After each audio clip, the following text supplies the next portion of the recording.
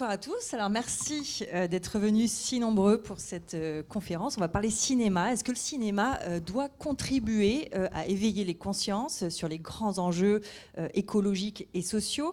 Quel est l'impact du 7e art sur l'évolution des mentalités? On va en parler ce soir avec nos invités que je vais vous présenter. Alors à mes côtés, Brigitte Rollet. Vous êtes experte du cinéma et de la télévision, chercheuse au Centre d'histoire culturelle des sociétés contemporaines, j'ai bien dit. Et vos recherches portent en grande partie sur les questions du genre et de la sexualité sur le grand et le petit écran. Andrea Vissoli, vous êtes le fondateur de EBIM Productions. Vous êtes le producteur d'une série dont on parle beaucoup en ce moment qui s'appelle L'Effondrement, qui est diffusée en ce moment sur Canal+, une série française d'anticipation qui nous plonge dans la France post-chaos, alors que nous vivons donc la chute de la civilisation thermo-industrielle. On va en reparler. Et à vos côtés, Louis-Julien Petit. Alors, vous êtes le réalisateur d'un film qui s'appelle Les Invisibles. C'est une comédie sociale qui traite du quotidien des femmes SDF, un film qui a attiré plus d'1 million de spectateurs en France l'hiver dernier. Donc, merci à chacun d'entre vous d'être là ce soir. Alors, juste pour vous expliquer comment va se dérouler la soirée, ça va se faire en 2 temps. On va faire un peu plus connaissance avec nos invités, puis on va vraiment rentrer dans le vif du sujet. Et on aura 2 temps d'échange où vous pourrez poser toutes les questions qui vous traversent. Donc l'idée, c'est vraiment d'être dans un échange. Là, on est dans un lieu assez cosy, donc c'est l'objectif. Mais avant de rentrer dans le vif du sujet, c'est un peu le rituel. À chaque Hub conférence, on prépare toujours un petit quiz. Donc là, on va tester vos connaissances cinéma. Le quiz a été préparé par Mathilde, qui est ici. Donc elle s'est bien amusée à le faire. Alors, je ne sais pas si on va avoir... Voilà. Donc, comment on va faire? Parce qu'on va pas, moi, je ne suis pas animatrice de jeux télé. Donc, ce que je vous propose la question. Et puis voilà, si vous sentez que vous avez la réponse, sentez-vous libre de vous exprimer. Et puis, vous aussi, Brigitte, Andrea, Louis-Julien, vous pouvez jouer. Alors, dans Wall-E, la Terre, Wall-E, enfin, je ne sais pas si je le dis bien, voilà, merci. La Terre est devenue une déchetterie géante. Les humains l'ont désertée et seuls y vivent donc les robots. Que doivent découvrir les robots pour que l'humanité puisse revenir vivre sur Terre? Est-ce qu'il faut qu'ils trouvent de l'eau pure, une plante ou un cafard vivant? Une plante? Ouais, ça a l'air d'être assez majoritaire. Et ouais, vous êtes trop fort, bravo. Alors, deuxième question, est-ce qu'on y est? Alors, je ne sais pas si vous connaissez ce film, le film Idiocratie, qui se passe en 2505. Et là, le QI planétaire a dramatiquement chuté. C'est vraiment de l'anticipation pure, hein. Les terres agricoles sont devenues stériles car les hommes ont trop arrosé les champs. Avec quoi? Est-ce que c'est des pesticides, des boissons énergisantes, ou de la bière? Qu'est-ce que j'entends? Des boissons énergisantes, exactement. Alors, et enfin, dernière question. Alors là, on va tester les classiques. En 1973, merci dit Brigitte, en 1973, Soleil Vert décrivait un monde étouffé par le réchauffement climatique, la surpopulation et le manque de ressources. Et pour survivre, les humains mangent des pastilles énergétiques. Elles sont fabriquées à partir de cadavres d'humains, de plancton ou de protéines synthétiques. Et voilà, vous êtes trop fort. Bravo, vous pouvez vous applaudir. Alors, on parle de films d'anticipation, c'est pour ça que j'ai tout de suite envie d'aller vers vous, Andrea. Pour ceux qui ne connaissent pas cette série L'Effondrement, est-ce qu'on peut revenir sur ce projet?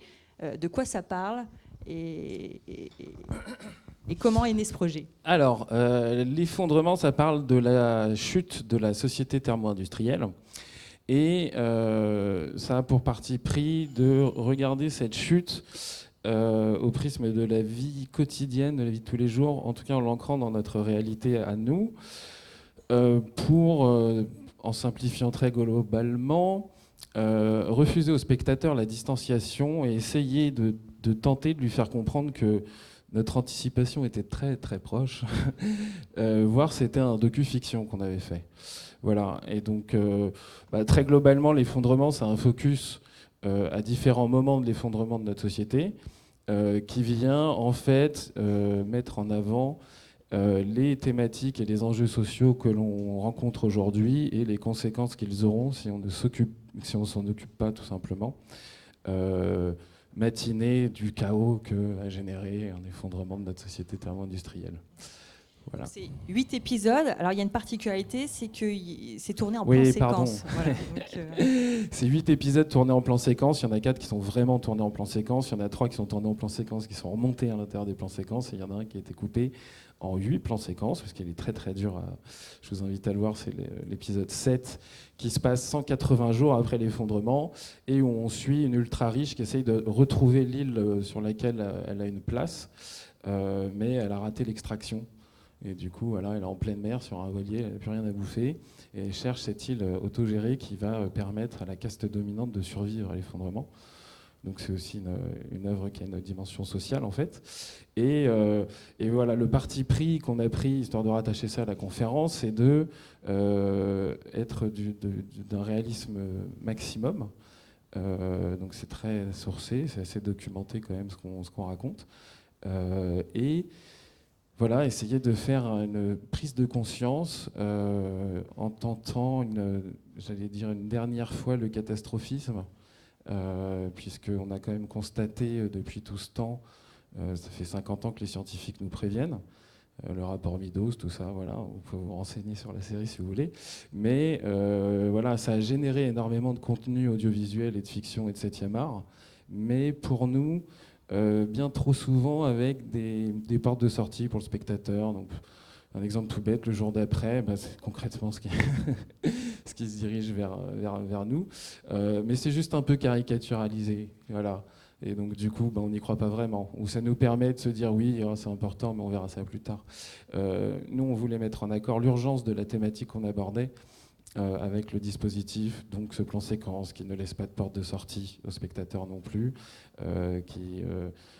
enfin bref, on a tout fait pour limiter la distanciation possible et faire que le spectateur s'identifie à chacun de nos personnages, qu'ils soient bons ou méchants, parce que finalement c'est aussi ça le message, c'est qu'à ce moment-là, il n'y aura plus de bons ou de méchants, il y aura une société qui essaiera de survivre, et en fonction de comment elle se sera préparée, ce sera plus ou moins acceptable en termes d'humanité, on va dire. juste un mot sur le trio de réalisateurs. Donc les Tout à fait, ouais. Parasites, ce sont des réalisateurs très engagés sur ces questions d'urgence climatique, d'environnement. Exactement, les Parasites sont donc à l'origine de ce projet-là. Ils l'ont développé dans leur coin, puis présenté à Canal+, puis moi je les ai rejoints quand voilà, la chaîne était là, et puis on en a fait ce qu'on en a fait. Ils ont une ligne éditoriale très orientée là-dessus, donc tout ce qui va être les thématiques sociales et environnementales. Ils ont par exemple fait un faux documentaire sur qui s'appelle La boucherie éthique, que je vous recommande fortement, sur l'espèce de déni dans laquelle notre société est face à sa consommation de viande. Il suffit de se renseigner un tout petit peu pour savoir concrètement quel est l'acte que chacun peut faire au jour le jour pour épargner la planète. Et c'est simple, il suffit de réduire sa consommation de viande. C'est vraiment un truc tout bête. Et il voulait mettre en avant, par exemple, l'espèce d'hypocrisie de la société vis-à-vis de ça, limiter la destruction animale, tout ça, ou alors essayer de tuer proprement, parce qu'il y a eu un peu ça à une époque de... on est d'accord pour manger des poules, mais pas si elles ont vécu dans des conditions atroces, mais si on met de la musique quand on les tue, ça va mieux. Et donc voilà, par exemple, ils avaient travaillé là-dessus pour mettre en avant ça. Ils ont fait aussi... tout un tas de courts-métrages. Il y a la règle du jeu. Non, ça c'est le mien. Je ne sais plus comment il s'appelle, mais ça parle de jeu de société. Le jeu de société, un truc comme ça, qui est une métaphore de notre société actuelle, avec une famille qui joue à un jeu de société de type Monopoly, et puis on se rend compte que le père qui représente l'État triche avec la mère qui représente la banque, et que finalement tout le système est complètement corrompu, et en plus le système refuse qu'on joue à un autre jeu. Voilà, donc c'est l'effondrement et un peu la poursuite ou l'aboutissement de cette ligne éditoriale qui vise tout simplement à dire, attendez, il y a un problème. Voilà, réfléchissons à ce problème-là et essayons de le résoudre, parce que notre société ne va pas dans une direction qui, déjà, nous satisfait, et puis qui semble tout simplement durable pour l'humanité. Voilà. Alors, du coup, Louis Julien, vous avez choisi plutôt le prisme de la comédie pour porter à l'écran des sujets de société. Juste, est-ce qu'on peut reparler des Invisibles, peut-être de Discount aussi, les deux projets Ouais. Moi, ça me fait flipper tout ce qu'il dit. Pardon. Non, mais moi, j'entends ça. Moi, c'est ce que je vis tous les jours. Et moi, j'essaye de. Non, mais c'est bien d'en faire des films, des fictions comme ça qui sont frontales et qui sont radicales. Évidemment, c'est un moyen de sensibiliser. Moi, c'est pas forcément que de la comédie, mais en tout cas, moi, j'essaye de trouver des solutions. En tout cas, les provoquer avec des personnages qui tentent, en étant des pieds nickelés ou en étant essayer de trouver des solutions à des problématiques de société. Je trouve que dans l'histoire d'une fiction, il y a un personnage qui est dans un contexte, et puis, je sais pas, vers une dizaine de minutes, il y a un problème qui lui arrive, et pendant toute l'histoire, il va essayer de résoudre ce problème-là. Et moi, cette intrigue-là, ce problème-là, c'est un problème de société qui se partage. Voilà. Ça, c'est ce que j'ai fait donc, dans ce que je fais encore. J'ai fait un film qui s'appelle Discount, qui était sur le gaspillage alimentaire, qui est sorti en 2015. Voilà. Voilà, c'était donc une bande de pieds nickelés qui travaillent dans un hard discount. Ils vont se faire licencier et en fait, ils décident de récupérer les produits qui sont jetés ou pas consommés ou gaspillés en fait et faire leur propre épicerie solidaire dans un autre magasin. Enfin, dans leur magasin. Voilà. Et ensuite, j'ai fait un autre film un an après qui s'appelle Carole Mathieu, avec Isabelle Adjani, qui était l'adaptation d'un livre de Marin Ledin, qui est un ancien employé de chez France Télécom, donc qui traitait en fait de l'histoire, de son histoire personnelle, un peu fabulée comme ça, mais d'un employé de France Télécom avec sa médecin du travail, qui essaye, elle aussi, de trouver des solutions. C'est un thriller social, c'est pas une comédie. Trouver des solutions à aider les gens à mourir. C'est des gens qui sont dans un hard management et broyés dans une sorte de France Télécom, Amazon, Co. Quoi. Voilà. Ça, c'était le deuxième film. Et le troisième, donc, c'est Les Invisibles, qui est sorti en janvier, qui est un film qui parle donc, voilà, d'un centre d'accueil pour femmes SDF qui va fermer au profit d'un autre qui est à l'extérieur de la ville. Et les travailleurs sociaux ont 3 mois pour essayer de trouver un moyen à la réinsertion à ces femmes SDF dont elles s'occupent. À un moment donné, elles prennent les armes. Donc, tous ces personnages-là sont des résistants modernes, des combattants, et voilà, ils se plantent tous, parce qu'évidemment, on ne peut pas arriver, mais ils tentent des choses, et la comédie s'invite là, en tout cas pour Les Invisibles. Et voilà. Et comment ces sujets se sont imposés à vous dans la création Est-ce qu'il y avait déjà une fibre sociale, un intérêt pour ces sujets-là Comment la vision, elle s'est construite en fait Je pense que c'est d'abord, on est citoyen avant d'être cinéaste. Hein, et donc, il y a des choses il y a des sujets qui me touchent. Hein, enfin, j'imagine comme nous tous, quoi. Et moi, je sais faire que du cinéma. Donc, si j'avais faire d'autres choses, la poterie, j'en sais rien, je ferais ça pour essayer d'apporter quelque chose. Mais voilà, je sais faire du cinéma. Donc, c'est ma manière de contribuer à la société. Et pareil, pour revenir sur le débat, d'essayer de me dire que je ne fais pas que des films, que j'ai la chance énorme de faire ce métier-là. Donc, j'essaie de le contribuer, que mes films contribuent à quelque chose dans la société civile.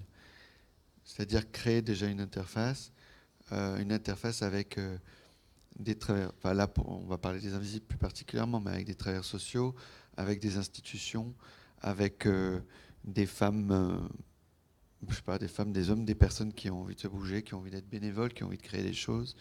Et le film, là, moi, j'ai passé l'année à faire le tour du monde. avec le film Je suis allé du Japon en Colombie. Enfin, franchement, j'ai fait beaucoup en Israël, en Taïwan, enfin, n'importe quoi, avec des trucs complètement fous. Et il y a beaucoup à faire encore sur la précarité, sur les femmes. Alors là, bon, ça c'est clair, surtout au Japon d'ailleurs. Et en fait, voilà, on revient de tout ça plus nourri, plus fraîchement nourri pour essayer d'aborder un autre sujet. Et Je me suis un peu perdu, mais en gros, oui, il y a eu... Oui, le côté je suis citoyen Je suis cinéaste. citoyen, je suis d'abord citoyen, je suis cinéaste, et après, il y a des choses...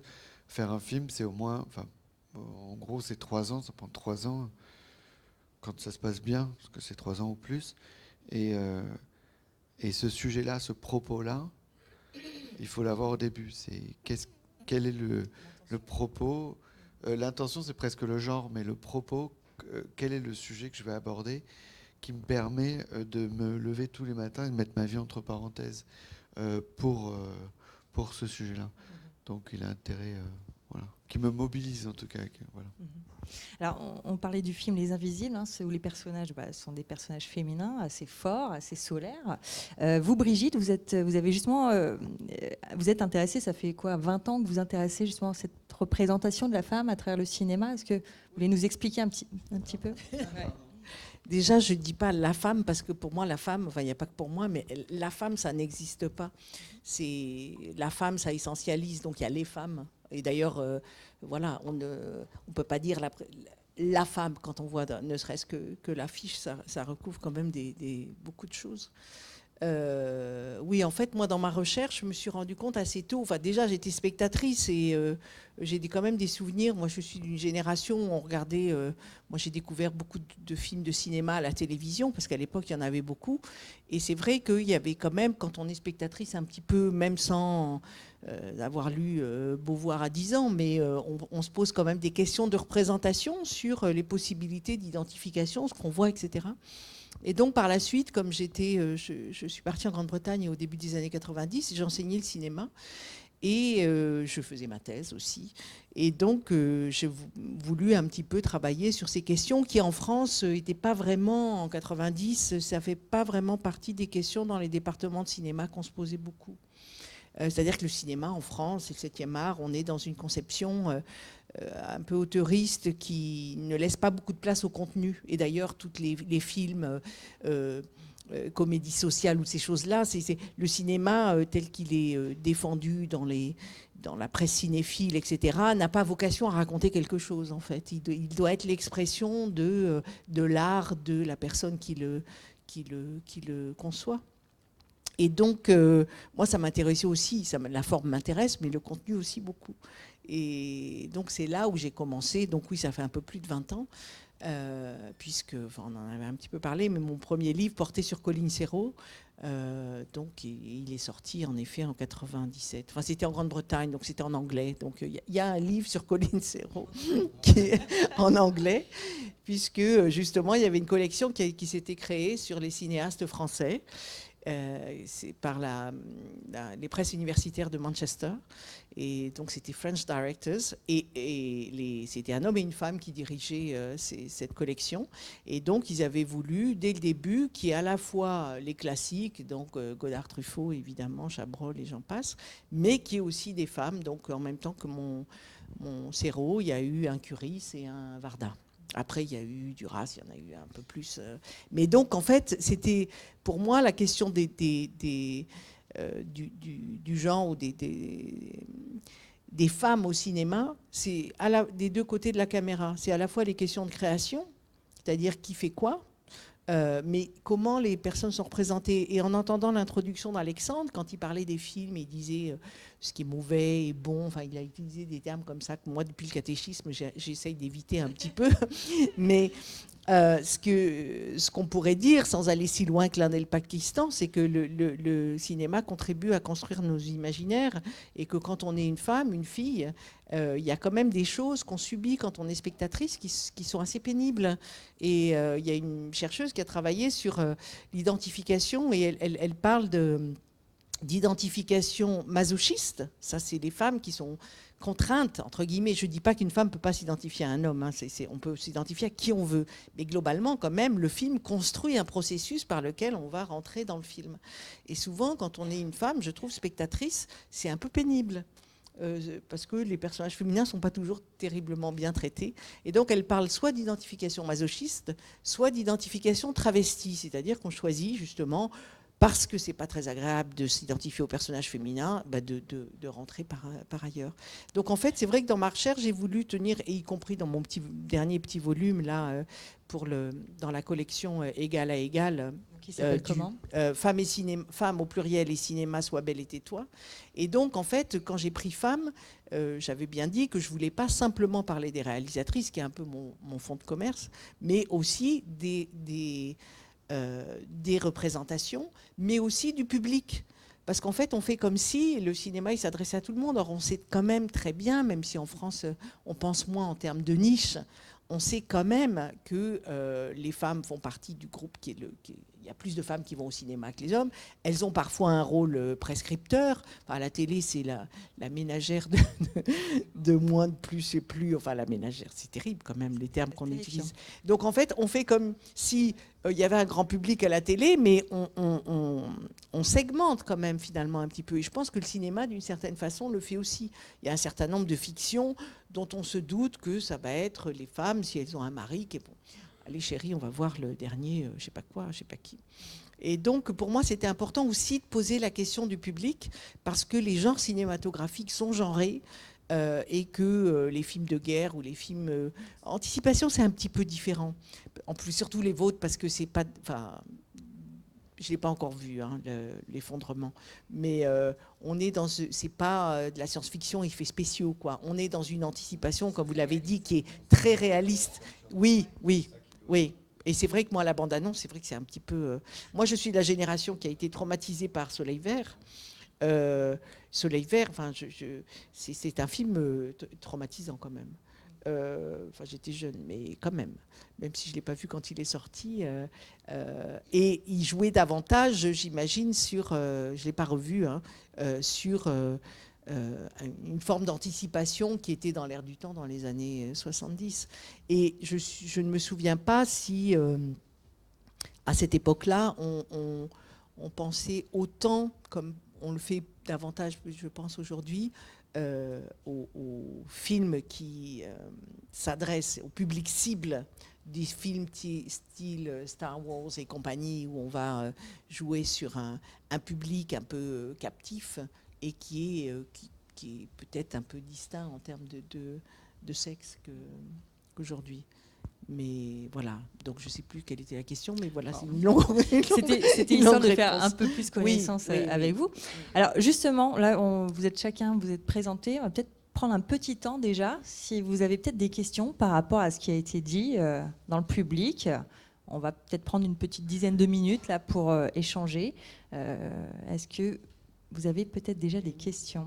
Ah, je vois quelqu'un se lever sa main. Tu peux prendre un micro? Ouais. Il y en a un qui... Ah non, alors l'idée, bien sûr, je le répète à chaque fois, c'est essayer de poser des questions courtes pour que chacun puisse, le maximum de questions puisse être posées. En plus, c'est juste un petit commentaire. J'ai vu l'effondrement, j'étais complètement traumatisée. Je suis complètement traumatisée par ce truc. Je sais pas comment on dit, binge-watché. C'est comme ça. Et le lendemain ou le surlendemain, j'avais rendez-vous avec mon banquier qui essayait de me proposer des trucs pour placer mon argent. J'étais en train de lui dire, mais à quoi ça sert? Je l'ai regardé en me disant, mais vous savez que ça sert à rien, que mon argent en plus il servira à rien. Apprenez-moi à élever des poules et... Non mais sérieusement, mais bon merci, mais je sais pas si je dois vous remercier. Enfin c'est très bizarre. Non mais ouais, voilà. C'est... déjà merci à vous, parce que c'est à peu près le genre de réaction qu'on a cherché à déclencher. Et ça me permet de parler un peu plus de justement 7e art, la capacité de changer les choses et tout.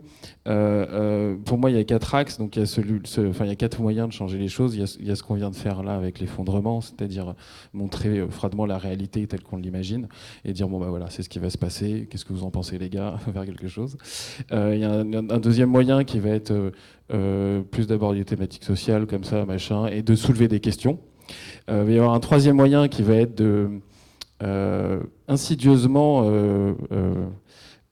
ramener la réalité qu'on aimerait dans les fictions sans pour autant que ce soit la thématique principale. Ça, c'est un autre moyen d'action, mais vous pouvez tout à fait faire exister tout un tas de fictions dans des univers intéressants ou dans des futurs qui nous plaisent.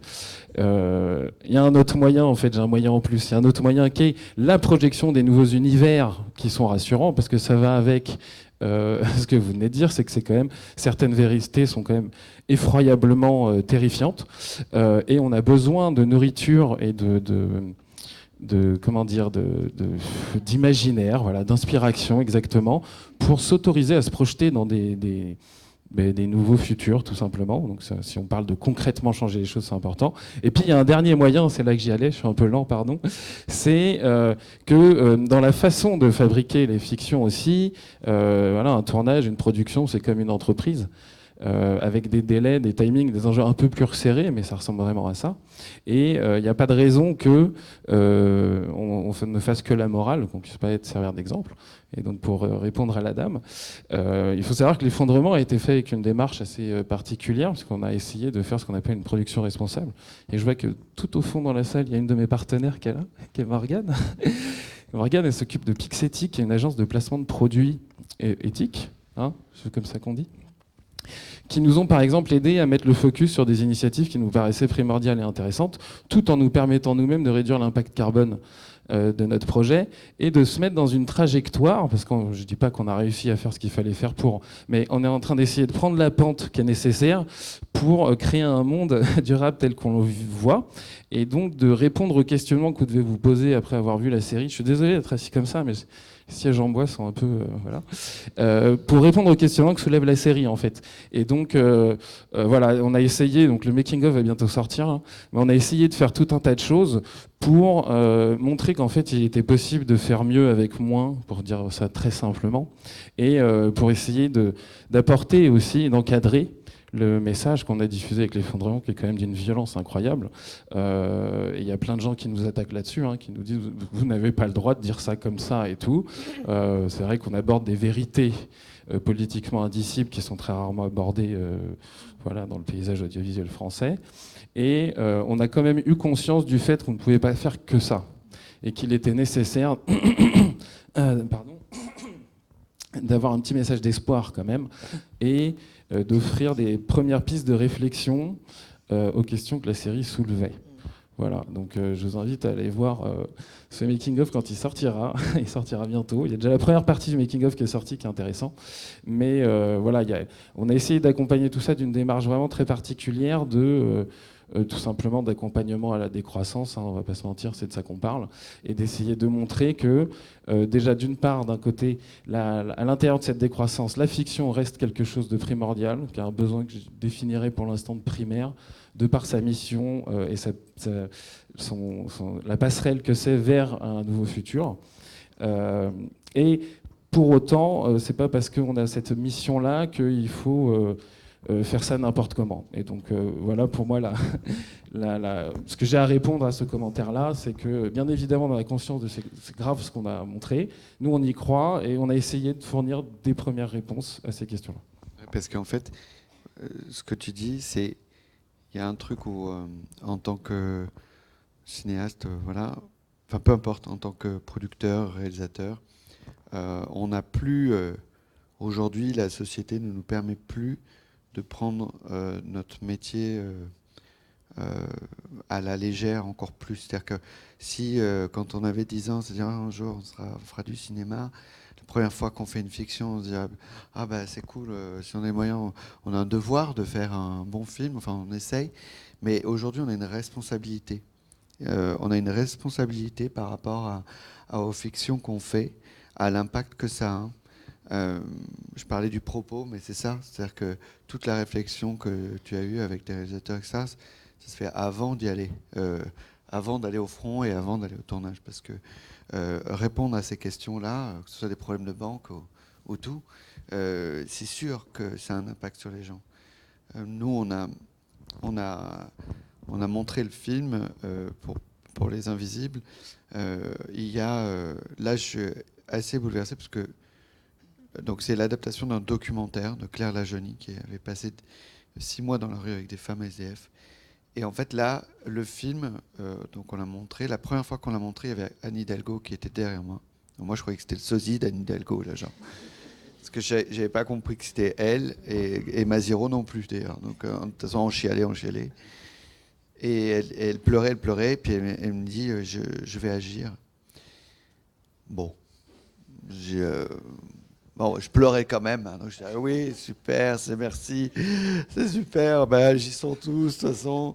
Et bon, voilà. Et il n'empêche qu'elle a fait, depuis le 13 décembre l'année dernière, elle a ouvert un centre à la mairie de Paris qui s'appelle la Halte Femme. Il y a 73 femmes qui vivent en sécurité H24 là-bas. Elle a ouvert les bains-douches et le premier centre d'hygiène pour les femmes. Et Claire Lajeunie m'a montré ce matin le documentaire qu'elle a fait sur ces lieux. Donc, je rechialais, hein, parce que tu te dis, ah putain, en fait, d'accord, la fiction peut arriver à ça. Il y a eu des associations qui ont été créées, notamment dans le Nord et dans le Sud, à Montpellier et à Lille. Dans le Nord, ça s'appelle, et pendant ce temps-là, le Tampax, pour aller faire je ne sais pas s'il y en a qui connaissent, des récoltes de produits hygiéniques. C'est toujours pas remboursé par la Sécu, hein, les filles. Quand même, ça c'est quand même un truc, ça devrait être fait depuis très très très longtemps.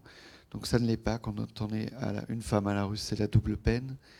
Et notamment par ça, au-delà de se protéger aussi de toutes les violences qu'il y a, pas que psychologiques, physiques, évidemment, sexuelles.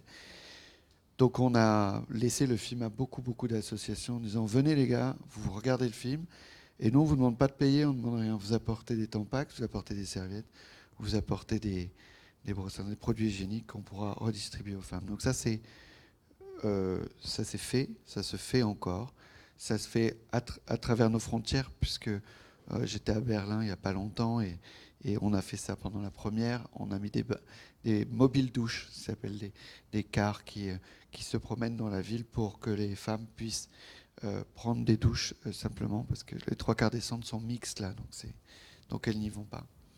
Dans le sud, ça s'appelle les femmes invisibles, pareil, des collectes, etc. Vous pouvez aller voir ça, c'est des associations qui sont géniales, parce que ce sont eux les invisibles, sont ces travailleurs sociaux qui se battent au quotidien, qui ne sont pas aidés à aider les autres. Moi, je suis un peu comme toi, j'espère être un peu plus optimiste là, mais pas optimiste à la façon du président, mais à la façon de notre manière qu'on a à faire des choses, à contribuer à la société civile. Moi, je crois, je ne fais pas ton métier, mais il y a un truc que tu disais assez drôle, parce que les spectateurs viennent. On a eu une année quand même cinématographique démente sur des sujets. On me dit, il y a eu un succès surprise. Moi, ça me fait toujours rire. On me dit, c'est un succès surprise. J'ai non. Enfin bon, genre, on a bien travaillé, là, on a essayé de faire un bon film. Oui, mais c'est surprise. C'est drôle, ça a été surprise pour Les Invisibles, ça a été surprise pour Grâce à Dieu de François Ozon, ça a été surprise pour Les Misérables qui traitent de la banlieue, ça a été surprise pour Au nom de la terre qui parle quand même des agriculteurs et l'histoire du père d'Édouard Méjean qui s'est suicidé au glyphosate. 2 millions d'entrées. 2 millions au cinéma, genre ça n'existe plus pour un premier film, c'est rarissime. Et en fait, moi je me suis dit, puisque ça fait... Il y a un courant aujourd'hui qui interroge la fiction sur quelles sont les conséquences donc c'est exactement la thématique de quelles sont les conséquences sur la société civile et pourquoi les spectateurs viennent de plus en plus nombreux. François Truffaut a dit à Isabelle Adjani, au cinéma, elle me l'a conté, elle me dit, au cinéma on y va soit pour se divertir, soit pour se reconnaître. Et moi je disais à Isabelle, je dis, mais moi je veux faire les deux. Je veux créer un lien qui est la comédie et relever le regard. Là où on le baisse dehors, sur des sujets qu'on ne veut pas voir, sur les invisibles en général. Les invisibles, c'est les minorités que la société met à part. Donc c'est les agriculteurs, c'est l'hôpital, c'est les profs, c'est le système. C'est pour ça que je t'attaquais sur... Parce qu'il dit, non mais le système, genre, bon, ça, voilà. Les choses qu'on pourrait faire autrement. Et moi, je crois qu'une seule chose, c'est que nous tous, on peut agir, et la fiction peut clairement provoquer des chocs, des envies. Et moi, je crois que l'aide, c'est vertueux. Plus on reçoit d'amour, plus on a envie d'en donner. Donc, à voir avec les enfants qui nous donnent de l'amour comme ça, tu as envie d'être encore plus bon et bienveillant. Et je pense que la fiction, on a cette responsabilité-là. Je ne veux pas imposer un genre à tout le monde. On n'est pas obligé de faire la comédie pour tous, mais quand même, il y a un truc où maintenant, je crois, c'est que mon avis, que les spectateurs féminins, peu importe, vont aussi au cinéma de manière plus nombreuse sur des sujets pas forcément accessibles, puisque malheureusement, l'administration, la grande administration, ne nous donne pas de réponse, ou ne nous répond pas. On va, voilà. Et ça, c'est... Non, Il n'y avait même plus de questions. Hein. C'était censé être à vous de parler, pardon, hein, mais je suis désolé. Non, je voudrais juste réagir par rapport au nom de la Terre et au fait que, apparemment, d'après les chiffres, il y a un public qui est beaucoup plus nombreux en province, parce qu'on dit région, mais je trouve que c'est insupportable, c'est en province, et qu'à Paris, par contre, il y a eu, par rapport au taux, et ça montre bien qu'il y a des publics. Et en fait, moi, l'impression que j'ai, c'est davantage le fait que peut-être un public, enfin, je ne sais plus dans quelle publication j'ai lu justement sur des gens qui allaient au cinéma. La dernière fois qu'ils étaient allés au cinéma, c'était, enfin, ça fait partie des familles qui n'y vont pas régulièrement, mais là, ça touchait à quelque chose qui faisait qu'ils avaient envie d'aller voir ce film. Et donc, en fait, je pense qu'il y a des sujets qui s'imposent, et tant mieux, il n'est que temps, parce que quand même, la France, patrie du cinéma, enfin, moi qui travaille sur le sujet depuis un petit moment, je trouve quand même qu'il y a des productions, il en faut peut-être pour tous les goûts, mais il y en a quand même beaucoup d'une certaine catégorie qui touchent un public. La question n'est pas de dire c'est un bon film parce qu'il a fait beaucoup d'entrées ou l'inverse, mais on est quand même dans une tradition d'un cinéma d'auteur. Tu parlais de Truffaut, certes, mais ses héritiers ne sont pas nécessairement des personnes qui ont l'envie de rendre compte de cette réalité. Et aujourd'hui, j'ai l'impression que il y a peut-être chez le public, celui qui va voir ces films sur ce qu'on ne voit pas ailleurs, une volonté de justement s'informer comme ça. Quand tu parlais des Tampax, moi j'ai découvert avec Daniel Blake, cette histoire de précarité hygiénique, je ne sais pas comment on appelle ça.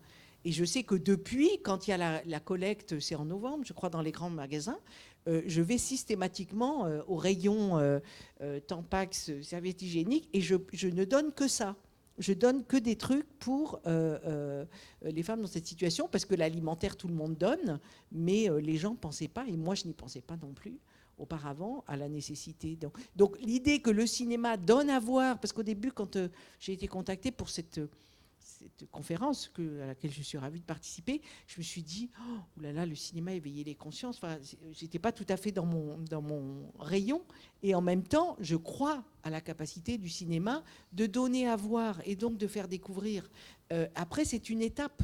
On découvre, après, on va plus loin, on va bouger, on va changer, on va apprendre des choses. Et ça, c'est essentiel. Et donc, il me semble que le public aujourd'hui, peut-être, exprime par sa présence dans ces salles, pour ces films-là, son envie qu'il y ait d'autres choses qui soient visibles. Bonsoir. Une question, Thierry. Alors, je trouve que finalement, le fait de dire que le cinéma a un impact sur les spectateurs, c'est assez évident. Et ça fait déjà quelques années qu'on le sait. Je pense à un film, je crois, qui est sorti en 1915, The Birth of a Nation, aux États-Unis, qui a permis au Ku Klux Klan de repartir. Il y a eu un tas de massacres de Noirs aux États-Unis après ça. On le sait déjà, il y avait eu Tueur Né aussi, ce couple qui avait regardé le film et qui avait dit on a été reproduire ce qu'on a vu. Et alors, d'ailleurs, les cinéastes, certains de manière assez hypocrite, disaient nous, on fait de l'art pour l'art, ça n'a pas d'impact, peu importe les conséquences, on n'est pas responsable. Mais pour moi, la question, ça serait quel message et comment le présenter pour que ça ait un effet positif. Parce que j'ai pas vu Effondrement, mais si le résultat, c'est que les gens soient désespérés et qui aillent se jeter du haut d'un pont, est-ce que c'est ce résultat-là qu'on veut? En fait, ça veut dire que les films, il faudrait les faire avec des psys. Moi, je lisais Marshall qui disait qui a travaillé pendant des décennies dans les mouvements écologistes. Il disait on n'arrive pas à trouver le message pour mettre les gens en mouvement, quoi. Il citait Al Gore, il citait un tas de monde. Voilà. Comment ? Moi, je dis juste le truc. Mais le fait, c'est relever le regard, ce que tu veux, mais c'est l'action. Tu peux faire quelque chose. Regarde, Madame, elle est allée voir son banquier, elle s'est dit peut-être qu'il faut pas que je le fasse. Pourquoi peut-être que je vais thésauriser, je vais garder mon... Mais, je veux dire, donc il y a une action qui est faite sur une réflexion d'une société qu'on veut ou qu'on ne veut pas. Enfin, et un choix de vie. Un choix de vie. On parle du nom de la terre, on parle des agriculteurs, de la nourriture. Je crois que s'il y a 2 millions de personnes qui sont allées voir, c'est qu'on se dit, tous les jours on bouffe peut-être de la merde, peut-être des trucs, tu vois, comment on fait pour manger mieux. Je crois que c'est un peu la quête du bonheur de tout le monde. Ce que je veux dire, c'est que c'est pas que les gens ne savent pas qu'il y a un risque d'effondrement. C'est que peut-être qu'ils n'ont pas envie de l'entendre. Tout à fait. Ils n'ont pas envie de sacrifier un certain nombre de choses. Tout à fait. Quel message, c'est pas simplement leur dire, à vrai dire, ils le savent déjà, mais dire quelque chose qui va changer le comportement. Alors, pour répondre spécifiquement à l'effondrement, déjà tous les gens ne savent pas qu'il va y avoir un effondrement. C'est quand même une vraie vérité, ça. C'est quand même un luxe de pouvoir se permettre de réfléchir à l'effondrement de la société. Et donc il y a ça quand même, il y a une première idée de popularisation de ce risque qui est réel. Et en fait, je répondrais plutôt à la partie psychologue, puisque effectivement, bon, on va dire que c'est assez convenu que la fiction, l'audiovisuel a cette responsabilité-là, voire cette mission-là de pointer du doigt certains problèmes. Des fois c'est simple, des fois c'est facile, il y a plusieurs méthodes. Si on avait la recette, j'ai envie de dire, on vivrait dans une société bien meilleure, puisque tous les créateurs de contenu auraient trouvé comment faire passer les gens à l'acte sur des sujets, au moins les faire réfléchir et faire bouger les choses. On n'a pas la recette, et donc on essaye des choses, puis des fois ça marche, des fois ça marche pas. Et très concrètement sur l'effondrement, on a travaillé ça, l'éco-anxiété. Et on a réfléchi à comment encadrer la révélation du message, puisque effectivement, spécifiquement pour l'effondrement, on vient dire des choses très, quand on vient lire en sous-texte qu'on décrit, c'est le chaos social dans lequel on semble vivre là n'est qu'un espèce de luxe qu'on s'autorise quand on regarde la pyramide d'inégalité à l'échelle planétaire qu'on a réussi à recréer dans notre société occidentale encore en plus. Mais derrière tout ça, il y a des choses qui sont humainement difficiles à entendre, tout simplement. Et on a un épisode qui parle de la gestion des personnes âgées. Quand il n'y a plus de quoi donner à bouffer aux jeunes, qu'est-ce qu'on donne à bouffer aux vieux? C'est bête, mais c'est vers ce genre de truc qu'on se dirige. Ça aborde aussi tout un tas de thématiques du rapport au pétrole. Quand on voit les gilets jaunes et tout ça, qui sont des gens qui légitimement viennent dire « Écoutez les gars, on n'a plus à bouffer, ça va plus, ça ne marche pas, votre système, ça va plus ». Et que tu prends conscience que ces gens-là font partie des 20% les plus riches du monde. Tu dis ouais, on est vraiment face à une réalité dramatique dans laquelle on est tous dans le déni et qui nécessite beaucoup de recherche et d'accompagnement et de travail et de réflexion justement pour accompagner la révélation de ça. Et nous, c'est pour ça qu'on a essayé de faire ça, cette production responsable. C'était dans cette démarche de se dire ok, on va aller jeter un pavé dans la mare, aller dire voilà, en gros, votre système il est pourri, dans 30 ans tout s'écroule. Et on s'est dit on ne peut pas faire que ça. On ne peut pas juste dire les gars, tout va s'écrouler. Dans ces cas-là, on va faire les jours d'après, des trucs. Si le but c'est de se faire peur, il y a moyen de se faire peur vachement plus facilement et avec moins de conséquences. Là, l'idée, il y avait quand même une portée un peu idéologique derrière tout ça. Et donc, ouais, on a vraiment essayer de réfléchir à comment accompagner au maximum, alors à l'intérieur de nos moyens, parce qu'on était une petite structure, on est un petit projet, à la base on a un canal plus décalé, c'est une grosse success story qu'on a vécu, donc on est très content. C'est pour ça par exemple que ce fameux making-of qui décrit comment on a essayé de faire ce projet-là dans la décroissance et dans le social est pas encore là malheureusement, mais voilà, l'idée c'était vraiment ça, c'était de travailler cette révélation et de se dire que la responsabilité du porteur de message est d'aller de juste au-delà de la révélation, mais de s'assurer qu'il y ait soit un passage à l'acte, soit une réflexion ou un accompagnement qui permette aux gens d'accepter cette vérité-là. Mais bon, c'est quand même assez spécifique à l'effondrement, cette thématique-là, quand même. Et puis, il ne faut pas avoir peur. Enfin, nous, au démarrage de l'écriture d'un sujet, tous les films que j'ai cités sont des films qui font peur sur le papier. La pédophilie dans l'église, En plus, c'était un fait divers. Enfin voilà, la précarité. Moi, mon film, c'est sur des femmes de la rue. T'as envie de voir ça? Non. On n'a pas envie parce qu'on est. Quand là, tu vas dans la rue, tu sors d'ici, il y en a 25 devant toi. Donc, qu'est-ce que tu fais? Tu baisses le regard parce que tu dis, on est extrêmement sollicité, on n'a pas forcément la solution pour la personne qui est en face. On n'a pas forcément ni l'envie, ni quoi, ok. Moi, je me suis pas dit, je vais sauver l'histoire du monde. D'ailleurs, j'ai essayé de faire un petit film qui a essayé de recréer du lien sur des gens qu'on ne veut pas voir dehors, se servir du cinéma pour justement relever le regard. Le lien entre le spectateur et le sujet, c'était la comédie. C'était évidemment qu'il fallait rire, pas du sujet, mais rire avec elle, rire avec ces femmes qui, dans le film, ce sont des actrices qui ont connu, enfin, qui sont devenues actrices, mais ce sont des femmes qui ont connu la rue dans leur vie, à un moment donné de leur vie. Donc elles ont toutes mis leur vérité au service du film. Et effectivement, c'est réussi si tu changes ce regard-là, mais il faut reprendre le truc à l'envers. C'est comme pourquoi nous, spectateurs, on se dit tiens, là, j'ai pas envie d'aller voir ce sujet-là. Tu vois. Nous, en tant que citoyens et spectateurs, quel que soit par rapport à la fiction, on doit se dire bah tiens, moi, les œuvres qui m'ont le plus bouleversé, c'est des chocs, c'est des films chocs. Moi, j'ai vu La vie est belle de Benigni. J'avais 12 ans, c'est ce film qui m'a donné envie de faire du cinéma. C'est des films qui m'ont donné envie de faire des films. Et on m'a dit, mais en fait, j'ai ri pendant tout le film. Mais qu'est-ce que j'ai ri? J'avais 13 balais, je comprenais rien. Mais je riais. Et j'ai dit, mais c'est mon film culte et tout. Puis en fait, j'ai compris, presque 2-3 jours après, mais en fait, c'est pas du tout drôle. Mais pourquoi il a fait ça? Je me suis fait avoir, en fait. Et j'étais très en colère, parce que je me dis, mais en fait, il m'a bouleversé. J'étais bouleversé parce que je revoyais les images en disant mais j'ai pas compris. Et du coup j'ai étudié ce film, machin, etc. Et en fait ça a été un choc de dire tiens, aussi on peut rire de choses pas drôles, on peut aussi percuter par la comédie. Et tout en traitant de la société.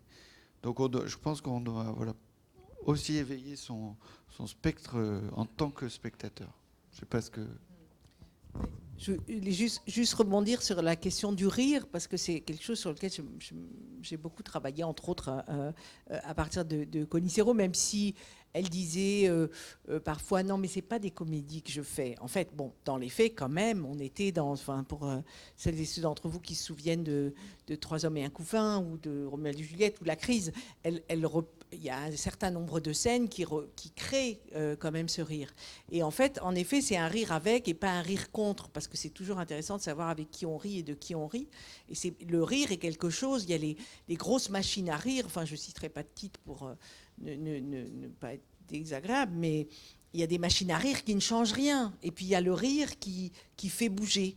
Et moi, ce rire-là, il est politique, il est très très fort. Ça vient c'est Voltaire et son Candide. Enfin, ça remonte très très loin.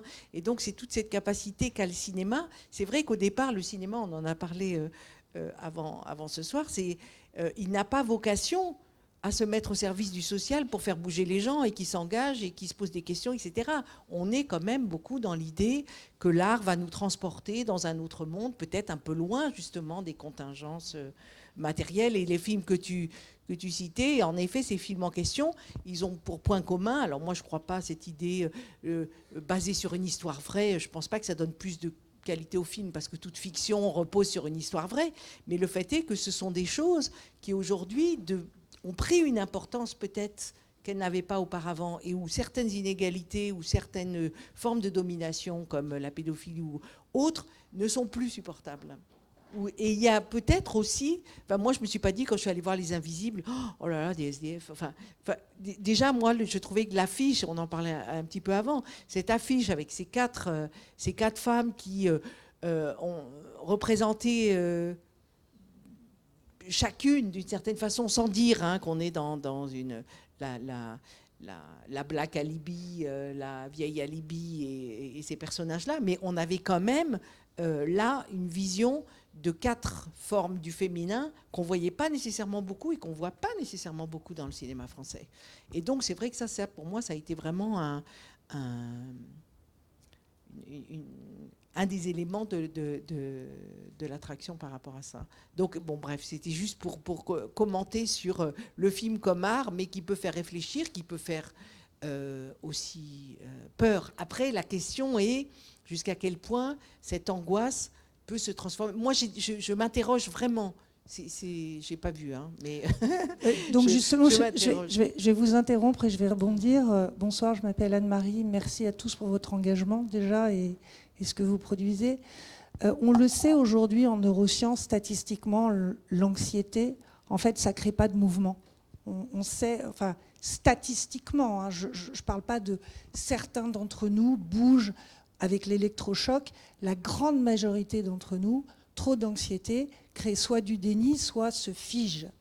Et la question qui est si à l'origine le 7e art est certainement pas fait pour éveiller les consciences, ce que veut dire éveiller la conscience, c'est peut-être ça qu'on peut se demander, c'est si j'ai conscience d'un truc mais que ça me fige et que ça me fait pas bouger, jusqu'où et malheureusement aussi on a un deuxième truc, c'est que le sensationnel nous appelle plus que l'apprentissage d'autres comportements.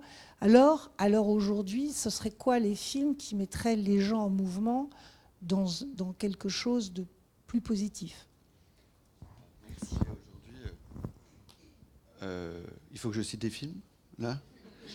Non, mais moi, je vois pas aujourd'hui... dernièrement, là, on s'est pris des films qui ont eu des impacts positifs, négatifs, j'en sais rien, mais tu vois, J'accuse de Polanski, tu vois ce qui se passe après. Enfin, Au nom de la terre, les mecs, hier, ils ont bloqué Champs-Élysées, les agriculteurs se meurent, il y a un avant, un après. Moi, Xavier Legrand, que j'adore, qui a fait Jusqu'à la garde, Jusqu'à la garde, je ne sais pas si vous l'avez vu, pour moi c'est un chef-d'œuvre, hein, absolu. Premier film, premier chef-d'œuvre. Voilà. Sur la violence faite aux femmes. Aujourd'hui, moi, quand je marche dans la rue et que je vois les drapeaux avec, enfin, les écritures avec les féminicides, la marche des femmes contre les violences faites aux femmes, il le dira jamais, Xavier, mais moi je le dis. Il y a eu un avant et un après ce film. Voilà. Et en fait, ce qui est positif, c'est ce que nous on fait. Peu importe le film. Tu vois ce que je veux dire, c'est que le film Jusqu'à la garde, faut s'accrocher, quoi. Hein. C'est chaud. Hein. C'est pas du tout. C'est un thriller réaliste, très très très tendu. C'est ça la force de la mise en scène du film. Mais il n'empêche que on ouvre le regard, on ouvre la conscience, et puis en fait, il y a un groupement. Peut-être ça commence par une personne qui dit non mais en fait. Putain, mais moi aussi, ça m'est arrivé, ça. Mais moi, j'en peux plus. Moi, j'en peux plus. Ah, mais toi aussi? Bah ouais, moi aussi. Déjà, ça libère la parole. C'est un peu cette expression-là, mais je le dis parce que c'est vrai. On commence à... Et tu parlais tout à l'heure de la politique. Tu dis c'est du cinéma, mais en fait, moi, je crois à la politique dans le sens noble du terme. C'est ce qui fait débat. Et ce qui fait débat, c'est dans des salles. C'est quand tu fais une tournée après un film et tu dis, mais attends, mais moi, je connais machin. Moi, j'ai vécu la rue. Il y a une nana un jour qui était... On faisait une tournée dans toute la France, une grande salle, 500 personnes. Et puis bon, ben merci, ça dure 1 heure, merci à tous. Bon, j'espère que vous avez passé un bon moment. Puis là, il y a une nana qui se lève, elle prend le micro, elle dit, j'ai pas un micro. Enfin, elle prend le micro et elle descend tout l'escalier comme ça dure 10 minutes. Elle arrive devant, tu sens qu'il y a un truc qui va se passer, mais tu ne sais pas trop quoi. Elle est là devant, elle dit je peux? Je dis ben oui. Elle regarde tout le monde et elle dit j'ai été SDF pendant 15 ans. Personne ne m'a regardé, machin. Et en fait, elle a pris le micro, elle a parlé. Et elle a dit il y a une personne qui m'a sauvé, c'est mon fils qui a monté une association qui est là. Donc j'ai dit bah viens ce fils là, viens parler. Donc il a pris son truc, dit ben voilà. J'ai dit ben qu'est-ce qu'on peut faire? Tu parles, c'était à Dunkerque. Et bref, on a encore une fois donné le film pour qu'il puisse parler, mobiliser les institutions pour avoir un peu de sous, pour parler de son... Bref. Mais ce courage-là, de cette femme, ça commence par ça. Ah bon? Mais je croyais qu'elle était boulangère, je croyais que c'était ma copine. J'ai passé 1h30 à côté d'une femme SDF à regarder un film. On a fait un truc, je voulais juste, parce que après je vous redonne la parole, promis. Moi, le film a fait plus d'1 million d'entrées. Quand on a fait 1 million d'entrées, traditionnellement, là dans le cinéma, on fait une fête. Bon, on fait des fêtes un peu pour tout, mais là c'est une fête, parce qu'il y a le pot des électros, les pots des machins, bon, il y a toujours un pot. Bon, là, c'était un pot du million. Et on me dit, tu veux faire un pot pour 1 million? Je dis, ben franchement, non. On me dit, mais pourquoi? On va fêter, tous les acteurs, Audrey Lamy, voilà, on va fêter, oui. Mais on va fêter quoi, en fait? Parce que moi, quand je sors de chez moi, j'ai pas envie de fêter sur ce sujet-là. Maintenant, on va faire quelque chose, je veux faire quelque chose de périn, moi. Je veux essayer de trouver une solution pérenne sur quelque chose qui me rend fou, qui est la précarité et le cinéma. C'est-à-dire que moi, ma sœur, elle est mère célibataire, elle a 3 enfants, elle ne peut pas aller au cinéma. Elle n'a pas les moyens d'aller au cinéma. Elle travaille, elle gagne de l'argent, mais elle n'a pas d'argent pour le cinéma. Donc on a fait ce qu'on appelle le cinéma solidaire et le label des invisibles qu'on a créé au mois d'avril. C'est-à-dire recréer du lien donc entre les précaires, les invisibles et les spectateurs, à la manière du café suspendu. C'est-à-dire que tu vas dans un cinéma qui est partenaire, on en a 280 aujourd'hui, j'ai rendez-vous au CNC la semaine prochaine pour que ça soit aussi dans les multiplexes et aussi dans d'autres choses. Donc tu arrives, tu sais, tu peux faire l'arrondi au-dessus, ça coûte 5,60 en moyenne, tu peux laisser 10 centimes, 20 centimes, 30 centimes si tu as envie, en 10 balles si tu as envie aussi, tu peux. Mais tu donnes un peu, ça va dans une caisse communautaire. Cette caisse communautaire, elle est rapprochée avec... on laisse à l'exploitant le choix de se rapprocher d'une association de proximité, que ce soit, je sais pas, la première qu'on a fait, c'était des gamins qui étaient réinsérés par l'art. Ça peut être des mères célibataires, ça peut être des retraités, t'en parlais, j'en sais rien, peu importe. Et puis, on libère cet argent libère des tickets, parce que c'est pas parce qu'on est handicapé qu'on veut aller voir Intouchable à 9h du matin. On a aussi envie de voir d'autres choses, de choisir son film, de recréer du lien social, recréer du lien entre les gens, parce que le cinéma, quand même, le premier facteur qui fait qu'on va au cinéma, c'est le bouche à oreille. C'est pas la pub, c'est pas la bande-annonce, c'est pas les films, c'est pas le journal, c'est le bouche à oreille. C'est ça le premier chose, et c'est peut-être pour ça qu'on ne sait pas comment trouver la recette d'un film qui fonctionne ou pas, parce que c'est quelque chose qu'on peut pas maîtriser, le bouche à oreille. Il se trouve que, donc il y a ça, à la fin on libère ces salles et on donne, donc là, par cinéma à peu près c'est une 30aine de tickets par association qui sont libérés tous les mois. Et là les gamins, je leur ai dit, ouais, on va aller voir Avengers, ils étaient trop contents, parce qu'ils n'allaient pas voir qu'un film, ils pouvaient choisir ce qu'ils voulaient. Voilà. Et voilà, ça c'est quelque chose, c'est ma petite action qui va devenir. Donc c'est moi-même, je me pose aussi la question en tant que cinéaste, en tant que futur producteur aussi, de comment tu parlais de comment tu as fait ton tournage toi, comment tu dis comment faire des actions dans la fabrication d'un film, parce qu'on gaspille énormément aussi, on fait beaucoup de choses, on pollue énormément. Enfin, il y a aussi comment nous on fabrique, comment on est éco-responsable dans tout ce que ça veut dire dans la fabrication, et comment on peut aussi continuer ça après le film, pas que dans sa sortie. On a sorti le DVD, on a donné 1 euro au SAMU social. Voilà, t'achètes le DVD, t'as 1 euro qui va au SAMU. Enfin, il y a plein de choses. J'ai fait Discount, la bande-annonce, on avait fait le premier partenariat avec les Restos du Cœur. C'est-à-dire que plus tu partageais la bande-annonce, plus il y avait d'annonces, plus il y avait de pubs, et plus il y avait de pubs, plus on donnait de l'argent au Restos du Cœur. C'est con, mais tout le monde peut faire un truc. Mais tout le monde peut faire un truc. Tout le monde peut faire un petit truc. Nous, on a cette responsabilité-là. Parce que moi, je vous le dis, on ne fait que du cinéma. Quand vous entendez des acteurs dire « je me suis vachement mis en danger, je me suis mis en danger, là vraiment, ça a été quelque chose, j'ai pris des risques ».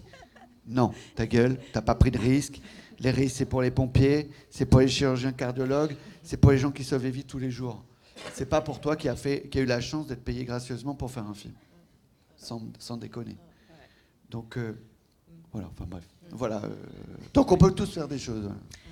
Je voudrais juste réagir vite fait sur l'histoire du choc neuroscientifique, machin là. C'est vrai ce que vous dites. Et on a fait face à ça. Voilà, je vous invite tous à regarder une conférence de Vincent Mignereau, d'Arthur Keller, de Jean-Marc Jancovici ou de Philippe Biwix. Et dites-moi dans quel état vous êtes psychologiquement après avoir regardé ça. Et c'est la vraie question qu'on s'est posée nous. C'est-à-dire, voilà, on parle d'une vérité que très concrètement, la plupart d'entre nous n'est pas capable d'intégrer comme ça. Que la plupart des gens qui l'apprennent rentrent dans la phase du deuil, c'est aussi simple que ça, c'est qu'il y a les 5 phases. Et que très concrètement, nous, on a pris le parti d'essayer d'accélérer les phases. Il y a plein de façons de gérer ça. Moi, je trouve ça très bien d'accompagner, d'être en cohérence en fait avec la démarche qu'on a derrière le film et tout. C'est une évidence, c'est ce qu'on a essayé de faire aussi. Mais voilà, il y a la série renvoie aussi chez tous les collapsologues pour essayer voilà, que les gens se nourrissent un peu de faits scientifiques pour se faire leur propre avis sur ce sujet-là. Mais c'est une vraie question. Comment on passe au-delà de ce choc psychologique qu'est forcément lié à la révélation de certaines vérités qu'on ne veut pas entendre. Et je pense que si on ne veut pas les entendre, c'est qu'on n'en parle pas, et que si ces vérités-là ont pour autant de succès, c'est bien parce qu'elles sont nécessaires d'être abordées et qu'on n'en parle pas. C'est un peu compliqué, mais voilà, il y a une espèce de... c'est simple, voilà, tous les gros problèmes sociaux qu'on a dans notre pays, alors qu'on nous explique a priori c'est une espèce de crise économique mondiale, on n'y peut rien, machin, c'est compliqué. Bon, très concrètement, il y a des problèmes au jour le jour qu'on pourrait tout à fait résoudre. Et finalement, s'il n'y a pas des gens qui montent le chemin un peu ou qui viennent secouer, parfois peut-être un peu trop fort, c'est possible, le cocotier, il ne se passera jamais rien. Donc autant qu'il se passe quelque chose. Et en vrai, si 95% des gens qui regardent l'effondrement rentrent dans un mutisme intellectuel, je pense que les 5% qui restent et qui vont rentrer dans la réflexion et l'action vont peut-être sauver les 95 restants. En tout cas, j'ai envie de croire à ça. Oui, parce qu'en fait... Bravo, parce que parce que la base, c'est que l'effondrement, il est... Tu m'as posé la question de pourquoi comment c'est venu le film, enfin comment tu as ces convictions. Putain, on est dans un pays qui est des pays les plus riches au monde. On est 60 millions, il y a 10 millions de pauvres. Il y a 10 millions de pauvres, il y a 4 millions de personnes qui sont en grande précarité, qui vivent dehors dans leur bagnole, qui sont des travailleurs pauvres. Putain, mais il est là l'effondrement, là. C'est ça qu'on voit, là. Tu vois ce que je veux dire ? Enfin, c'est ça que tu vois, là, déjà. L'anxiété, c'est très dur. Moi, je vais avoir un enfant. Moi, l'éco-anxiété chez les enfants, ça me fait flipper. Non, mais les gamins sont terrorisés.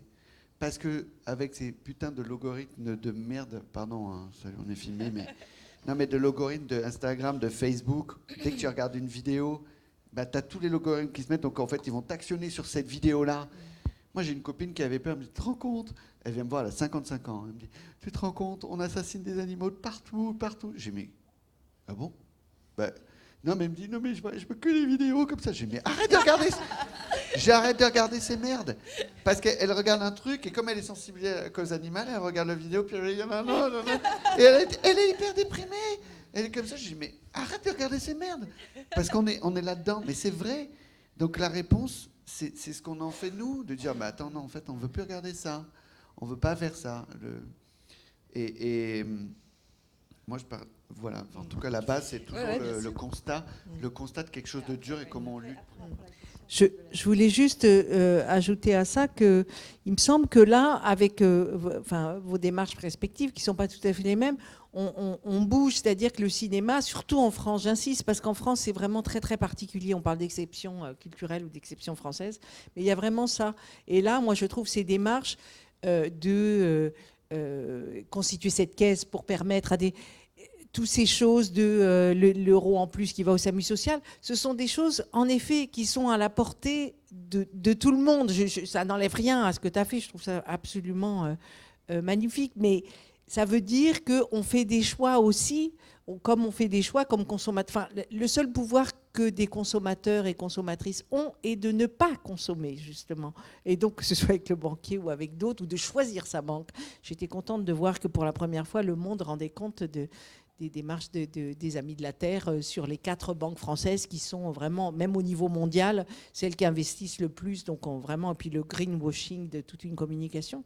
Donc en fait, que le cinéma prenne sa part aussi de ça, c'est essentiel parce qu'on a fait comme si, et pour beaucoup, on continue de faire comme si, le cinéma devait être complètement distinct du contexte dans lequel il est produit. Et ça, c'est plus tenable, ça.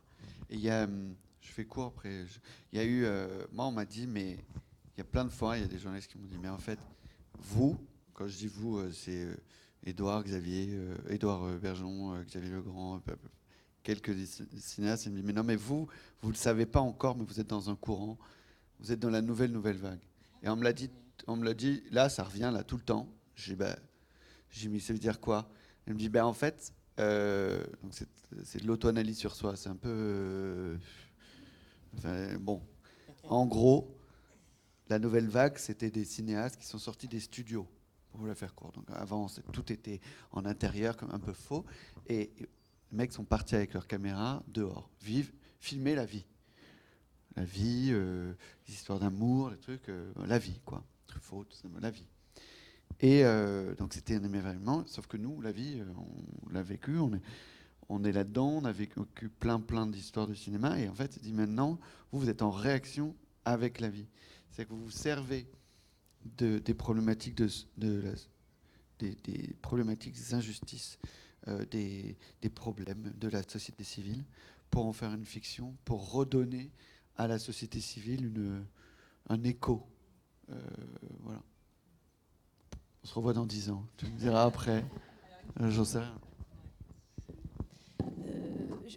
Je voulais faire le parallèle avec ce qu'on appelle en éducation la zone proximale de développement, qui consiste à apporter à l'enfant ce qui lui permet de passer à l'étape suivante de l'apprentissage et du développement cognitif. À votre avis, quelle serait la zone proximale de changement qu'on pourrait donc apporter au grand public pour trouver l'étape juste après qui permettrait d'intégrer au grand public des étapes de changement? Non, mais c'est une... Ouais, je vais répondre. C'est une très bonne question. Et je pense que de la même manière que tu parles de nouvelles vagues ou de nouvelles vagues, c'est peut-être une nouvelle mission, je ne sais pas, que la fiction doit se fixer. C'est d'aller plus loin, en tout cas, de faire de l'accompagnement. C'est-à-dire qu'on est quand même souvent il y a souvent des porteurs de projets qui sont quand même persuadés des thématiques, de l'importance des thématiques qu'ils abordent, qui travaillent dessus en général suffisamment longtemps pour être assez incollables et sans être des experts, avoir quand même bien en tête les grands enjeux et qui en plus bien souvent ont une première idée des solutions. Et ce que j'aimerais beaucoup qu'il se passe avec l'effondrement et que je pousserai moi tout au long de ma carrière, c'est de faire de l'accompagnement, parce que le cinéma et la création, c'est tellement d'énergie, c'est très simple en même temps très compliqué, ça prend du temps, oh là là là là. Faire tout ça pour que ça n'ait pas d'impact, franchement je me demande à quoi ça sert. Alors on peut gagner beaucoup d'argent, ça doit servir à ça, mais à un moment il y a un côté, comme tu disais, voilà, ce que je fais faire c'est des films, alors j'essaye d'être citoyen en faisant des films, et je pense qu'il faut qu'on tende vers un truc comme ça, où l'industrie du cinéma, elle intègre qu'elle n'est pas juste là pour faire de l'argent, et qu'elle a peut-être une mission et que l'État nous aide. Hein. Ah bah ça oui. Parce que je peux te dire que les réalisateurs que je vous ai cités n'ont pas d'aide du CNC. Mais je pense qu'il y a un lien très direct entre l'aspect « oh, c'est une surprise » et le fait que le CNC n'aide pas. C'est-à-dire qu'il y a une espèce de dominance intellectuelle qui fait que ça, a priori, n'est pas un sujet intéressant, et puis on n'en parle jamais, et puis ça bouge pas, et puis en fait, si, Enfin voilà, les SDF dans la rue, on les voit tous les jours, et puis on voit bien qu'il y en a de plus en plus, donc on voit bien qu'il y a un problème dans notre société. Par contre, tu peux avoir l'avance sur recette si tu parles. C'est un problème entre une meuf et une autre meuf à Saint-Germain-des-Prés, dans un appart. Possible. Ça, t'as pas mal d'aide pour ça. Si c'est Jacqueline ou Michel, pas Rachid et Jacqueline, tu peux avoir... Sans rentrer dans du conspirationnisme ou des trucs comme ça, c'est vrai qu'il y a une... Non, mais c'est pas du conspirationnisme de dire que le CNC formate. Puisque pour avoir l'avance sur recette, qui est quand même un outil extraordinaire, qui a été mis en place il y a 60 ans, c'était en 59, donc l'idée, c'était vraiment de permettre que l'argent, qui est toujours le nerf de la guerre, ne soit plus nécessairement aussi inaccessible et qu'il y ait un renouvellement du cinéma français. Puisque qui disait avance sur recette, au départ, c'était uniquement pour les premiers films. Donc c'était l'idée de contribuer au renouvellement du cinéma en faisant arriver de nouveaux cinéastes. Je dis nouveau, j'utilise généralement la parité linguistique, mais là, en l'occurrence, au début de l'avance sur recette et pendant la nouvelle vague, il n'y avait pas de femmes du tout. Il y avait beaucoup de nouveaux cinéastes. Varda avait commencé avant.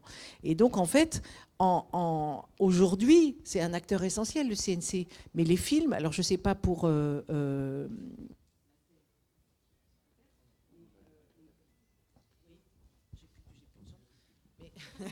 mais pour les autres, Les Misérables n'a pas eu l'avance, Les Invisibles non plus. Donc, alors après, il y a d'autres aides, d'autres mécanismes d'aide. Mais en effet, on est quand même dans un style de récit. En plus, l'avance sur recette privilégie l'écrit, beaucoup. Et moi, j'ai travaillé sur l'avance sur recette depuis sa création, parce qu'en France, on aime bien les célébrations. Donc, quand il y a eu c'était en 2009, là, il y avait une petite tablette, une petite plaquette il y avait tous les films avec les résumés. Ça permet quand même de donner une petite idée. Et quand on prend le temps comme ça d'aller voir un petit peu qui a été, puis qu'on fait à faire des statistiques comme ça, on se rend compte qu'en fait, les gens qui écrivaient bien, les René et les Duras, en top. Alors, heureusement qu'ils étaient financés, parce que sinon, ils n'auraient jamais pu faire leur film. Mais on privilégie, on est dans le cinéma, mais on privilégie quand même les gens qui savent écrire. Et qui savent écrire tel qu'on veut qu'ils écrivent. Mais ce que tu dis sur Jacqueline et je ne sais qui et Parachide, et ça, c'est en effet, c'est-à-dire qu'il y a vraiment aussi un formatage genré, mais aussi ethnique, mais aussi social, qui fait que... moi, ce qui m'avait beaucoup frappé quand Keshish a fait son premier film, La faute à Voltaire, c'est qu'il est passé par un nombre d'étapes d'aide au scénario, etc. Au début, son truc était très sombre. Et à la fin, je ne sais pas s'il y en a parmi vous qui ont vu ce film, mais on est plutôt dans une comédie sociale. Et donc, en fait, j'ai l'impression, c'est vraiment une hypothèse, mais ça m'a vraiment fait réfléchir à ce rôle du CNC de lycée, d'une certaine façon. C'est-à-dire que progressivement, ont dû être évacués les côtés les plus sociaux, ethniques sans doute, puisque c'était ce jeune qui arrive, qui est migrant, on ne disait pas migrant à l'époque d'ailleurs, on disait réfugié, et qui va essayer d'avoir un statut un peu moins précaire. Et en fait, progressivement, ce film a perdu toute aspérité et il est devenu quelque chose de beaucoup plus finançable et recevable par le public au sens plus large. Et donc, en fait, voilà, c'était juste mon petit grain de sel par rapport à cette question. Après, je ne sais pas s'il faut trop taper sur le CNC non plus. Le CNC, il est aussi là pour pérenniser le métier, c'est surtout la relation, les techniciens, l'intermittence, machin et tout. Et ils essayent. Après, il y a une inertie technocratique et bureaucratique évidente. Le CNC est en plus... spécifiquement un point de discorde à l'échelle européenne, puisque on s'autorise à faire du favoritisme en France et que bon, voilà, ça passe pas du tout en fait à l'échelle européenne. Donc bon, clairement, il est pas sur une bonne trajectoire, le CNC. Il y a plein de gens qui veulent le tuer. Et ils essayent quand même. Il y a des apparitions de bonus pour la parité dans les équipes techniques, des trucs comme ça. C'est le début. Je pense que le CNC étant de toute façon la prolongation de ce que le ministère de la Culture a envie de voir, c'est plutôt là qu'il faut aller taper à cet endroit-là. Et aussi au niveau des diffuseurs, pour revenir sur la zone proximale d'apprentissage, je pense que c'est aussi une question de diffuseurs, c'est-à-dire ceux qui ont l'argent. Et c'est à eux de peut-être prendre conscience que la légitimité d'une œuvre et qu'elle se prolonge au-delà de l'œuvre est peut-être importante. Et à l'heure actuelle, c'est plutôt l'inverse. On veut bien aborder des sujets délicats. On ne veut pas non plus que ce soit politique ni idéologique. Et on peut. Oui, mais ça deviendrait une évidence si les diffuseurs prenaient conscience que le spectateur n'est pas juste là pour passer 1h30 et qu'il y a un après-œuvre. Et que Oui, bien évidemment, l'effondrement, comme on a fait, mériterait qu'il y ait tout un tas de trucs de réinformation, et que ce soit porté par ces gens-là. Parce que moi, si je le fais sur la thune qu'ils me donnent à moi pour le faire. Et que déjà fabriquer, c'est pas forcément facile. Surtout vu les conditions dans lesquelles on était. Vraiment, on a tout fait pour faire le meilleur produit audiovisuel possible.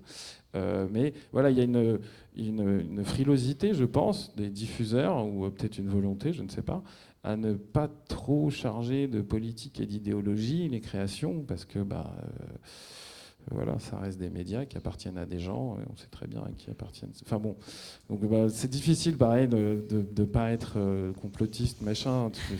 C'est pas ça l'idée, mais l'idée c'est de se dire que oui, il faut que les choses changent, parce que c'est les films qu'on fait pour avoir encore plus d'impact. Si on acceptait qu'il y ait un après-film et que ce soit la normalité, comme tu as fait avec les Invisibles. Ah merde, c'est la fin. Complotiste quand même de dire que le cinéma s'inscrit dans un système capitaliste et qu'il est quand même fait pour rapporter de l'argent. Exactement. Ah non, exactement. On fait en France comme si c'était le 7e art, Frémaux à Cannes qui dit nous on fait de l'art et à Netflix ils font de la daube télévisuelle. Il n'a pas dit comme ça, mais le cinéma est une industrie. Exactement. Aller dans n'importe quel festival, c'est une foire aux films. Ils sont là pour faire de l'argent. Donc c'est un art aussi, comme disait Malraux. Mais bon, c'est une industrie avant tout qui fait travailler beaucoup de monde. Et c'est juste par rapport, c'est pas du complotisme de rappeler que ça s'inscrit dans un système capitaliste. Désolé d'utiliser des gros mots, mais c'est de ça qu'il s'agit. Et puis, alors. On va juste passer à une dernière question, parce que c'est vrai qu'on s'approche de la fin de ce moment. On a l'impression que ça fait très longtemps déjà qu'on est ensemble, et on aurait envie de presque rester encore ensemble un peu plus longtemps. Mais on va juste prendre la dernière question. Oui, alors merci pour cette dernière question. Sur les sujets extrêmement importants et sérieux que vous avez évoqués, il y a d'autres modalités pour éveiller les consciences. Il y a des sociologues, il y a des tracts, il y a des journalistes, il y a des livres, il y a des programmes politiques, il y a le Green Deal ou que sais-je. Et j'aimerais vous entendre sur ce qui fait la particularité et la force du cinéma. Si le cinéma doit prendre sa part, c'est pas n'importe quelle part. Il a une part très spécifique à prendre, parce qu'il peut. Alors, l'hypothèse, il touche plus de public, il permet de rendre les choses de manière plus sensible, de les inscrire dans un processus, une histoire. Les personnages évoluent, de nouer des intrigues, ce qu'un tract politique ne fait pas. J'ai eu un petit peu peur au début, en vous entendant, en me disant, mon Dieu, on défend un cinéma qui devrait absolument être un tract, pour résumer, ou un programme politique, ce que, à mon avis, ne doit pas être, parce qu'il a un autre rôle tout aussi fondamental pour éveiller les consciences. Je précise que je chronique les films qui parlent du travail sur un site qui s'appelle Métis Europe très régulièrement, que j'ai fait une chronique enthousiaste des Invisibles, mais aussi parce que vraiment, effectivement, ce film est très fort. Le ton de légèreté qui est adopté permet d'avoir des débats, d'avoir des interprétations derrière, ce qu'aucun tract, programme politique ne fera jamais. Donc, encore une fois, il y a une particularité du cinéma pour éveiller les consciences, et il faut aussi défendre cette spécificité-là, me semble. Et j'aimerais vous entendre là-dessus. Attends. Est-ce que vous pouvez synthétiser? Non, parce que là, en fait, captivé par ce que vous avez dit. Exactement. Peut-être la question. Et donc, c'était m'entendre sur quoi précisément? La spécificité du cinéma, je pense, par oui, rapport mais à est-ce que le moyens. cinéma n'a qu'un seul rôle? Parce qu'en fait, et puis est-ce que c'est vraiment rôle? Est-ce que c'est le bon mot? Redonnez. Non, mais c'est juste parce que. Non, mais pardon, parce qu'en fait, c'est quoi? C'est le fait que c'est l'implication du cinéma, ou de mon cinéma, si vous voulez, ou du cinéma, par rapport comme objet politique, comme objet de pensée, comme de transmission. Comme modalité de formulation d'une question, d'un enjeu de société. Sur les SDF, la situation des femmes, il y a aussi beaucoup de chiffres qui sont donnés, il y a des rapports qui sont faits, on peut lire beaucoup de choses.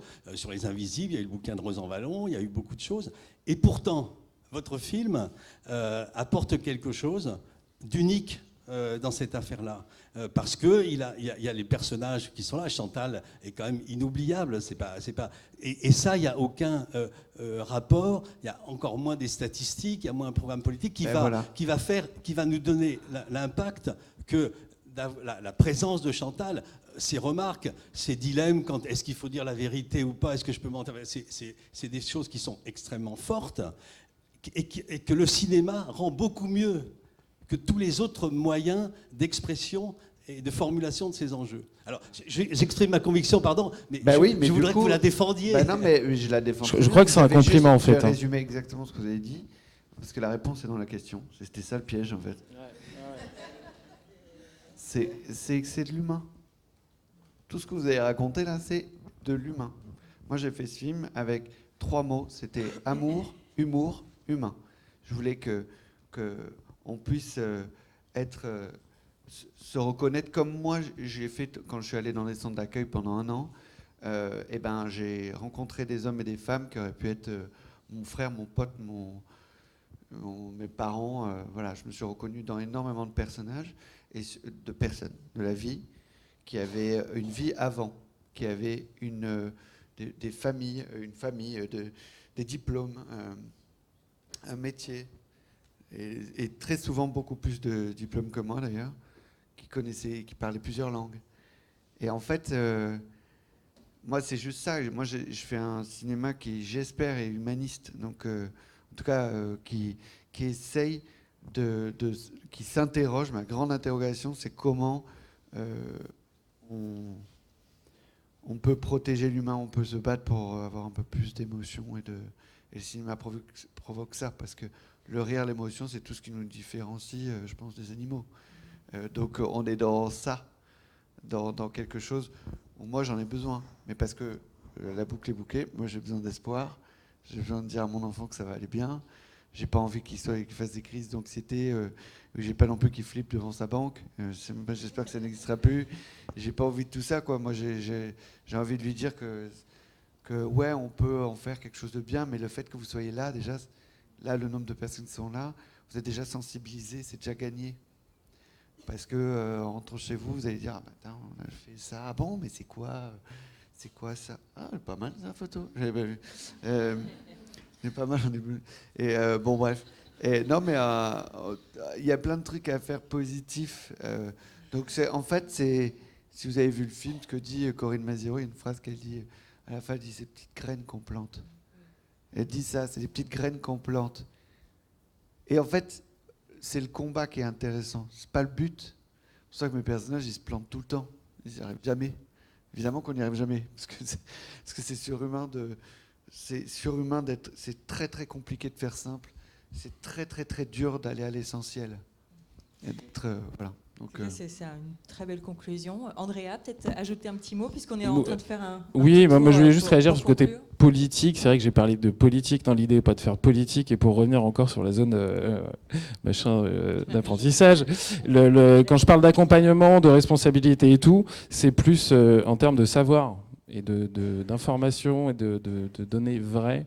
Nous, l'un des problèmes qu'on a rencontrés, par exemple, sur l'effondrement et sur la production responsable, c'est le manque de connaissances universitaires validées, admises par tout le monde sur tout ça. Et donc, finalement, est-ce que c'est mieux de recycler des trucs en plastique ou finalement de faire tout ce qu'il faut pour ne pas utiliser de plastique du tout, et tout ce savoir est pour moi, je pense, souvent une nourriture pour écrire. Et malheureusement, on se perd un peu en chemin et il n'y a plus qu'une idée qui arrive à la fin. Alors le cinéma a ce truc magique, c'est quand même un média de masse. A priori, vu qu'on ne parle pas du jeu vidéo, le plus gros média qui existe pour transmettre des idées pour l'instant. Je pense que c'est ça, sa spécificité par rapport à tout le reste. Et aussi une façon de projeter l'imaginaire qui est différente que dans un livre où le lecteur est vachement plus autonome là-dessus. Mais voilà, l'idée n'est pas de faire des films, des tracts, mais de donner le petit plus qu'il faut au spectateur pour aller un peu plus loin. Voilà, ça peut être ce que tu fais, ou ça peut être un truc plus scientifique, des événements, je ne sais pas, mais voilà, d'être en accord avec la mission qu'a la fiction de changer les choses ou de nous projeter dans des univers positifs. Voilà. Moi aussi, j'ai un enfant de 2 mois, tu vas voir. Ça change pas mal les choses. Voilà. Brigitte, un petit mot. Je voudrais juste, comme on est à Paris et qu'il n'y a pas, Paris est la capitale au monde qui a le plus grand nombre de salles de cinéma. Je pense qu'il est vraiment important de soutenir, parce qu'on a parlé des distributeurs, mais il y a les exploitants aussi. Et alors certes, il y a beaucoup de films qui sortent chaque semaine, et donc les films n'ont plus, comme ils avaient, à part dans certains cinémas très qui se comptent sur les doigts d'une seule main, la possibilité d'attendre et de rencontrer leur public. Et donc je pense qu'il est vraiment très important de soutenir ces films, puisqu'en fait on sait très bien qu'il y a des films, ils vont avoir un nombre de copies, et puis à la fin de la semaine, le nombre de copies va doubler. Moi je fais toujours maintenant, quand je regarde les nombres d'entrées, et d'ailleurs on voit ça sur les sites aussi professionnels, c'est au prorata du nombre de copies, et c'est là où on voit les gamelles et les succès en fait, parce qu'il y a des films qui sortent sur une quinzaine de copies et qui finalement, avec des tout petits budgets, arrivent quand même à toucher un public proportionnellement plus élevé que d'autres. Donc c'est de soutenir aussi ce cinéma qui essaye de dire les choses autrement ou de faire les choses autrement. Ça me semble essentiel aussi. Merci en tout cas pour la richesse de ces échanges. Merci pour la qualité de vos questions et de votre écoute. Un dernier petit mot pour vous dire que la prochaine Up conférence aura lieu le 4 décembre. Ce sera à la Bellevilloise et on parlera d'un monde sans plastique. Vous voyez, on continue sur les solutions. Donc n'hésitez pas, comme vous l'avez fait pour cette conférence, à venir vous inscrire si le sujet vous intéresse. Et encore un grand merci à vous pour vous être déplacés jusqu'ici. Et merci à chacun d'entre vous pour avoir abordé ces sujets avec autant d'enthousiasme.